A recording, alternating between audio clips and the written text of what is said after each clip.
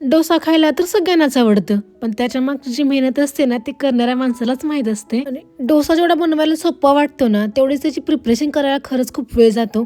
आणि असं आहे का, आपल्याला डोसा खायची इच्छा झाली की आपण इन्स्टंट तर लगेच खाऊ शकत नाही बनवून घरी. बाहेर जाऊन तर आपण आरामात खाऊ शकतो, पण घरी खायचं म्हटलं की किती मोठी प्रोसेस आली. डाळ तांदूळ भिजत घाला, नंतर 5 ते 6 तास ते पाण्यामध्ये भिजवून काढा.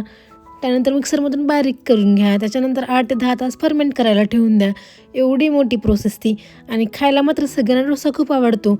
तसंच आमच्यात देखील आहे. मिस्टरांना डोसा खायची इच्छा झाली होती, पण त्यांचं म्हणणं होतं बाहेर जाऊया खायला. म्हणून म्हटलं आपल्याला घरी एवढा छान डोसा बनत असताना घरी बाहेर जायची काय गरज आहे?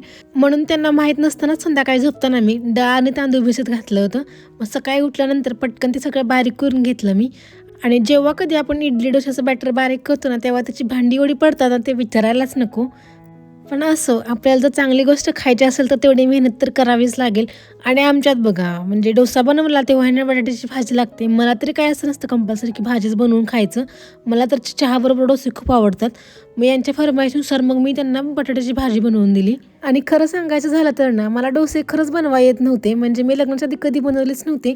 मला फक्त त्याचं प्रमाण माहिती होतं, मेजरमेंट. म्हणजे आपण नाही का डाळ तांदूळ कसं केवढं भिजत घालायचं, किती मेजरमेंट घ्यायचं, एवढंच मला माहिती होतं. मी फक्त बारीक करायचं काम करायचं, मिक्सरमधून काढून द्यायची मम्मीला. बाकी फुटी प्रोसेस सगळी मम्मीच करायची. आणि आता कसं जबाबदारी अंगावर पडली आहे, त्यामुळे सगळ्या गोष्टी मी शिकते. नवीन-नवीन रोज काहीतरी चालू असतं माझं ट्राय करायचं.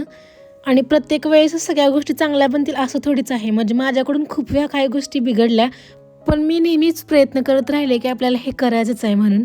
तर अशा प्रकारे माझे डोसे बनवून तयार झाले. यांना पटकन मी बटाट्याच्या भाजीसोबत खायला दिले आणि मी मस्त असा चहा बनवला माझ्यासाठी आणि मी चहासोबत एन्जॉय केले.